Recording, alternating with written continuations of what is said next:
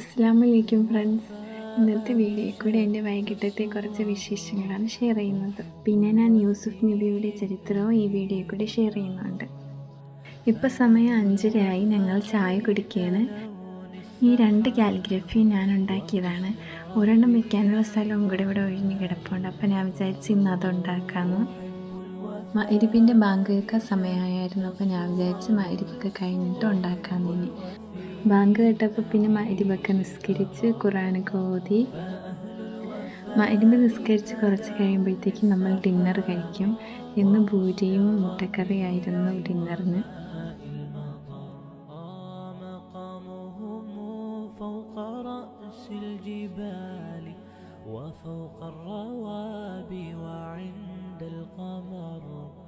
പിന്നെ ഞാൻ കാലിഗ്രഫി ഉണ്ടാക്കാൻ തുടങ്ങി. ഞാൻ അല്ലാഹു അക്ബർ എന്ന കാലിഗ്രഫിയാണ് എഴുതുന്നത്. ഇനി നമുക്ക് യൂസുഫ് നബിയുടെ ചരിത്രം കേൾക്കാം. യഅ്കൂബ് നബിയാണ് യൂസുഫ് നബിയുടെ വാപ്പ. 12 മക്കളാണ് യഅ്കൂബ് നബിക്കുള്ളത്. റാഹേൽ എന്നാണ് യൂസുഫ് നബിയുടെ ഉമ്മയുടെ പേര്. യഅ്കൂബ് നബിക്ക് യൂസുഫ് നബിയുടെ ഉമ്മയിൽ നിന്ന് 2 മക്കളാണ് ഉള്ളത്, യൂസുഫും ബെന്യാമിനും. ബെന്യാമിൻ്റെ ജനന സമയത്ത് തന്നെ ഉമ്മ മരണപ്പെട്ടു പോയി. ഇതുകൊണ്ട് തന്നെ യാക്കൂബ് നബി 2 മക്കളെയും ഒരുപാട് സ്നേഹിച്ചു. അത് യൂസുഫ് നബിയുടെ മറ്റ് സഹോദരങ്ങൾക്ക് അസൂയ ഉണ്ടാക്കി. അങ്ങനെ ഇരിക്കെ ഒരു ദിവസം യൂസുഫ് നബി ഒരു സ്വപ്നം കണ്ടു. 11 നക്ഷത്രങ്ങളും ഒരു ചന്ദ്രനും ഒരു സൂര്യനും യൂസുഫ് നബിയെ സുജൂദ് ചെയ്യുന്നതാണ് കണ്ടത്. യൂസുഫ് നബി വാപ്പയായ യാക്കൂബ് നബിയുടെ അടുത്ത് ഈ സ്വപ്നത്തെക്കുറിച്ച് പറഞ്ഞു.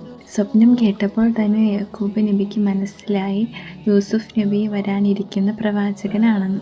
അതുകൊണ്ട് തന്നെ യൂസുഫ് നബിയോട് യാക്കൂബ് നബി പറഞ്ഞു, ഈ സ്വപ്നത്തെക്കുറിച്ച് മറ്റു സഹോദരന്മാർക്ക് പറയരുതെന്ന്.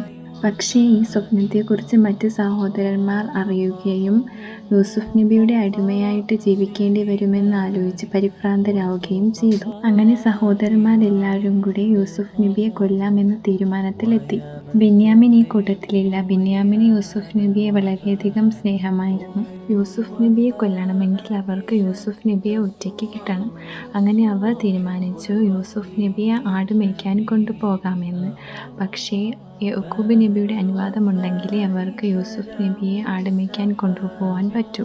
അങ്ങനെ അവർ യൂസുഫ് നബിയെ പ്രലോഭിപ്പിക്കാൻ വേണ്ടി ഒരുപാട് കഥകളൊക്കെ പറഞ്ഞു കൊടുത്തു. ആട് മേയ്ക്കാൻ പോകുന്നത് രസമാണ്, അങ്ങനെയൊക്കെ. ഇതിൽ പ്രലോഭിതനായി യൂസുഫ് നബി യാക്കൂബ് നബിയോട് അനുവാദം ചോദിച്ചു. യാക്കൂബ് നബിയോട് ഈ ആഗ്രഹം പറഞ്ഞപ്പോൾ തന്നെ യാക്കൂബ് നബിയുടെ മുഖം വാടി. അങ്ങനെ അവസാനം യാക്കൂബ് നബി യൂസുഫ് നബിയുടെ ആഗ്രഹത്തിന് സമ്മതിച്ചു. യൂസുഫ് നബി അപ്പോൾ തന്നെ സഹോദരന്മാരോട് ഈ സന്തോഷ വാർത്ത അറിയിക്കുകയും ചെയ്തു. പിറ്റേ ദിവസം യാക്കൂബ് നബി വിഷമത്തോടെയാണെങ്കിലും യൂസുഫ് നബിയെ വസ്ത്രങ്ങളും സുഗന്ധങ്ങളും അണിയിച്ചൊരുക്കി. അപ്പോൾ തന്നെ മറ്റു സഹോദരന്മാർ യൂസുഫ് നബിയെ കൊണ്ടുപോകാൻ എത്തുകയും ചെയ്തിരുന്നു. യൂസുഫ് നബിയെ നല്ലപോലെ സംരക്ഷിക്കണേ എന്ന് മറ്റ് സഹോദരന്മാർക്ക് യാക്കൂബ് നബി ഉപദേശിച്ച് അവരെ യാത്രയാക്കി. യാത്ര ചെയ്ത് പകുതി എത്തിയപ്പോഴത്തേക്കും അവരുടെ യഥാർത്ഥ സ്വഭാവം യൂസുഫ് നബിയിൽ അവർ കാണിച്ചു. യൂസുഫ് നബിയെ അവർ ഒരുപാട് അടിക്കുകയും ഉപദ്രവിക്കുകയും ചെയ്തു. പിന്നെ അവർ യൂസുഫ് നബിയെ കൊല്ലാൻ വേണ്ടി ഒരു കല്ലുമായി യൂസുഫ് നബിയുടെ അടുത്തേക്ക് നീങ്ങി. അതിൽ ഒരു സഹോദരന് യൂസുഫ് നബിയോട് അനുകമ്പയുണ്ടായിരുന്നു. അതുകൊണ്ട് തന്നെ ആ സഹോദരൻ പറഞ്ഞു, യൂസുഫ് നബിയെ കൊല്ലാൻ ഞാൻ സമ്മതിക്കത്തില്ല, കൊല്ലുകയാണെങ്കിൽ ഞാൻ എല്ലാം പിതാവിൻ്റെ അടുത്ത് ചെന്ന് പറയുമെന്ന് പറഞ്ഞു. അങ്ങനെ അവർ യൂസുഫ് നബി ഒരു കിണറ്റിലിടാമെന്ന തീരുമാനത്തിലെത്തി. യൂസുഫ് നബി മുകളിൽ ധരിച്ചിരുന്ന വസ്ത്രമൂരി അവർ യൂസുഫ് നബിയെ കിണറ്റിലേക്കിട്ടു. യൂസുഫ് നബിയെ ചെന്നായ കുത്തി എന്ന കള്ളക്കഥയും അവർ പിതാവിൻ്റെ അടുത്ത് പറയുവാൻ വേണ്ടി ഉണ്ടാക്കി. അതിനുവേണ്ടി അവർ ഒരു ആടിനെ കൊന്ന് അതിലെ രക്തം യൂസുഫ് നബിയുടെ വസ്ത്രത്തിൽ പുരട്ടി. ഒരുപാട് താമസിച്ചിട്ടും ആട് മേയ്ക്കാൻ പോയ യൂസുഫ് നബി വന്നില്ല എന്നോർത്ത് യാക്കൂബ് നബി വിഷമിച്ചിരിക്കുകയായിരുന്നു. അപ്പോഴത്തേക്കും സഹോദരന്മാർ എത്തുകയും യൂസുഫ് നബിയുടെ ചോര പുരണ്ട വസ്ത്രം കൊടുത്ത് കരയുകയും ചെയ്തു. യാക്കൂബ് നബി അവരോട് ഒരുപാട് ദേഷ്യപ്പെടുകയും കരയുകയും തളർന്നു വീഴുകയും ചെയ്തു. ബോധം വന്നപ്പോൾ യാക്കൂബ് നബി പിന്നും ആ വസ്ത്രത്തിൽ നോക്കി കരയുകയും ചെയ്തുകൊണ്ടിരുന്നു. എന്നിട്ട് യാക്കൂബ് നബി ചിരിക്കുകയും ചെയ്തു. അപ്പോൾ സഹോദരന്മാർ യാക്കൂബ് നബി ചിരിക്കുന്നതിൻ്റെ കാരണം തിരക്കി. അപ്പോൾ യാക്കൂബ് നബി പറഞ്ഞു, വസ്ത്രത്തിൽ ഒരു കീറലുമില്ലാതെ എങ്ങനെയാണ് രക്തം വന്നത് എന്ന്. എന്നിട്ട് യാക്കൂബ് നബി സഹോദരന്മാർക്ക് യൂസുഫ് നബി എന്താണ് ചെയ്തതെന്ന് സത്യം പറയാൻ ആവശ്യപ്പെടുകയും ചെയ്തു.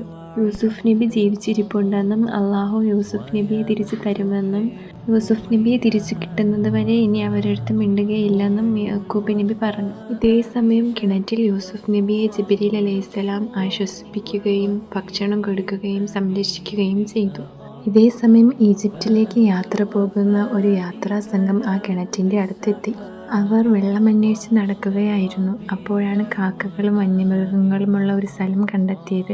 അവിടെ വെള്ളം ഉണ്ടാവുമെന്ന് ഉറപ്പിച്ച് അവർ ആ കിണറ്റിൻ്റെ അടുത്തെത്തി. വെള്ളമെടുക്കാൻ വേണ്ടി ആ കിണറ്റിലേക്ക് അവർ പാത്രവും കയറും ഇടുകയും ചെയ്തു.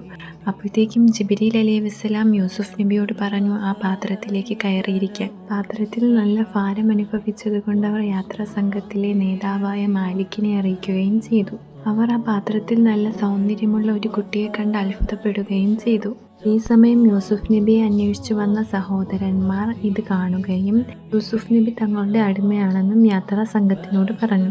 സഹോദരന്മാർ യൂസുഫ് നബിയെ സത്യം പറയല്ലേ എന്ന് ഭീഷണിപ്പെടുത്തുകയും ചെയ്തു.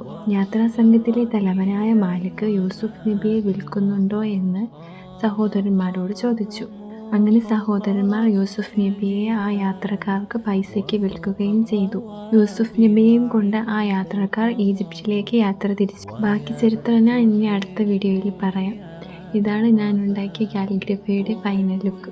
ഇത്രയേ ഉള്ളൂ ഇന്നത്തെ video. Thank you for watching. ഇനി ചൊവ്വാഴ്ച ഞാൻ അടുത്ത വീഡിയോ ഇടാം.